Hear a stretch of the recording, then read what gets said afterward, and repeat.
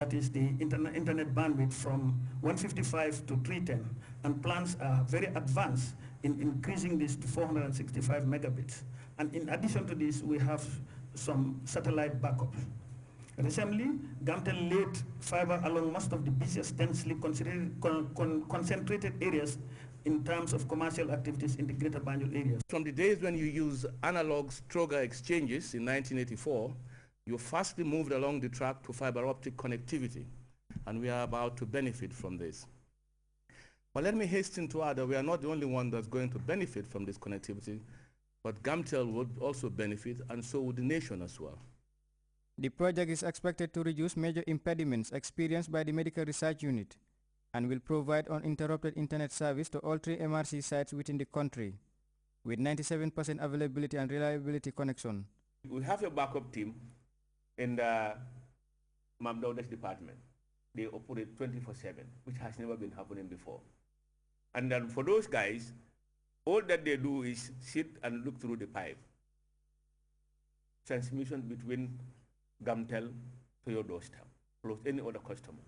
So what Gamtel has done for us, they have given us up to 16 times the bandwidth that we used to have.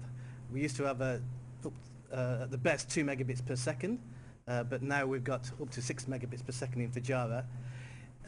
In Basse and Kenneber, our sort of satellite sites, we used to have quite low sort of bandwidth connections, so the connection you would get on a sort of typical dial-up connection.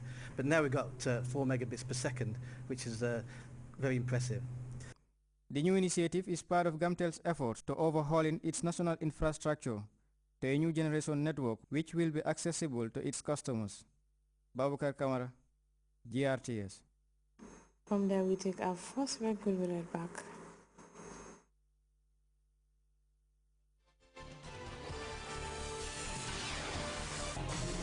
The world in your pocket. The world on your mobile. Get the latest top stories from all over the world directly from Al Jazeera Network straight to your AfriCell line. Breaking news, political news, and sport news. Be the first to get the latest on everything happening around the world by SMS on your AfriCell line. To subscribe, type SUB and send it by SMS to 7272. And stay up to date with the latest news from Al Jazeera Network. All the latest news stories and headlines from across the globe. For $1 per day, only on your AfriCell line.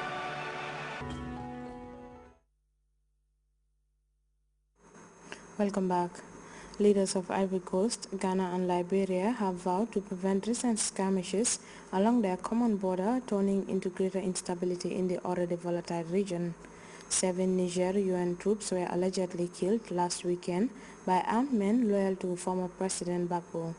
Abidjan blamed dissidents living in exile for the recent spate of attacks in this country. We have more in this CFI report.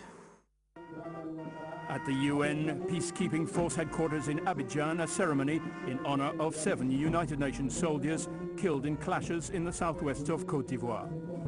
The Blue Helmets from Niger were killed in an ambush close to the border with Liberia last week, which claimed the lives of 18 people. The government will take all necessary measures to stop agitators and instigators behind these attacks, which we firmly condemn. Côte d'Ivoire and Liberia have been meeting to discuss security along the frontier. The 700-kilometer-long border runs through the poorly guarded forests and wetlands of the Thai National Park. The Ouattara government blaming the attacks on rebels loyal to the ousted Côte d'Ivoire leader, Laurent Gbagbo. Ghanaian President Atta Mills has said repeatedly he will not allow Ghana to become a refuge for agitators against Côte d'Ivoire, and President Sirleaf said the same thing.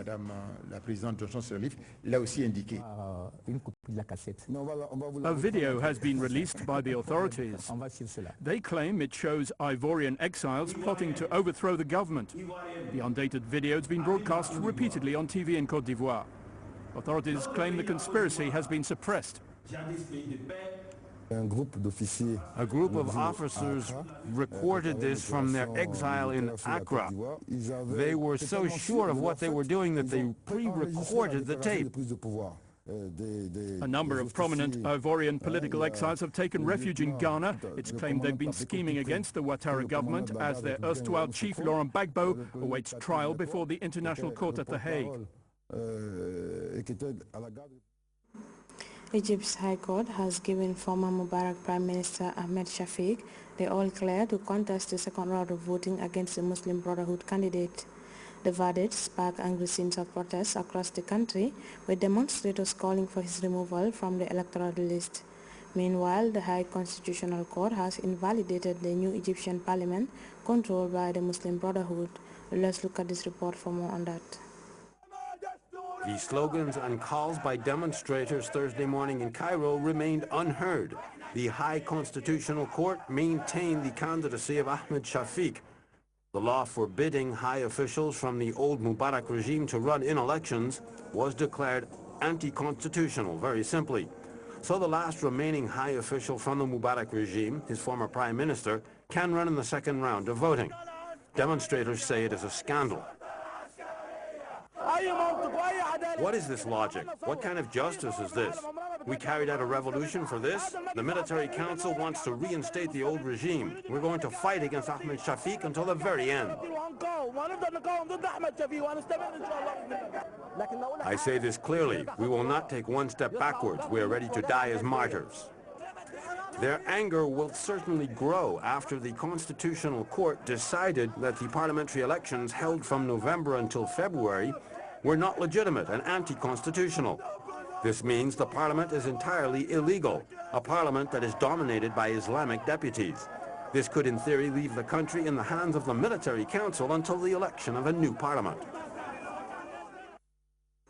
Let's now shift our attention to the weather report by the Central Forecast Office.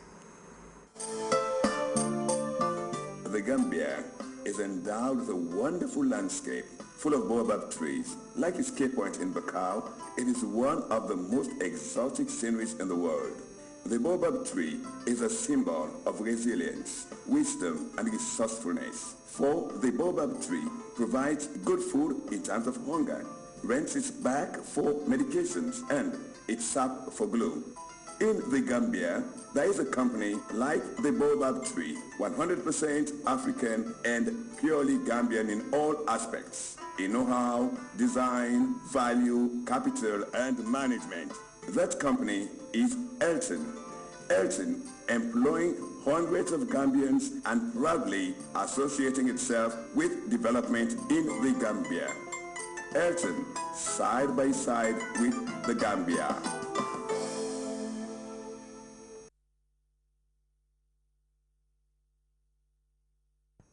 Hello there, wonderful viewers. Welcome to the weather segment. First, we begin with the summary followed by the forecast. We experience a fairly humid and warm with variably cloudy atmosphere across the country. And for the forecast tonight, we were expecting fairly humid and partly cloudy atmosphere to prevail over the entire country, with fair chances of isolated rain over the eastern sector. The day tomorrow, we were expecting fairly humid and partly cloudy conditions to prevail over the west coast region, becoming warm and sunny thereafter. Over the inland areas, we were expecting warm, humid, and cloudy atmosphere to prevail, with chances of rain mostly over the southern part.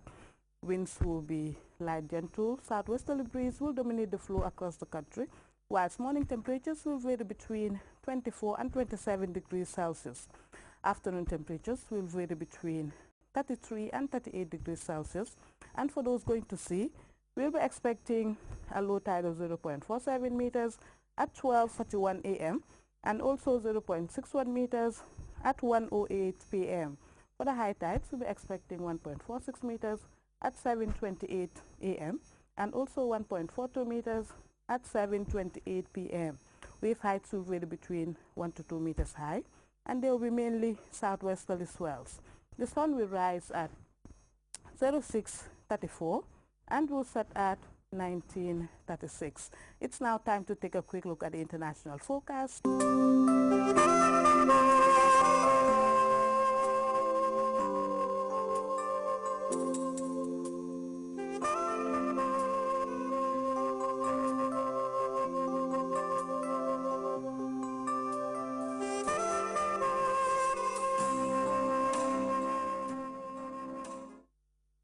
And before we go, a reminder of our headlines.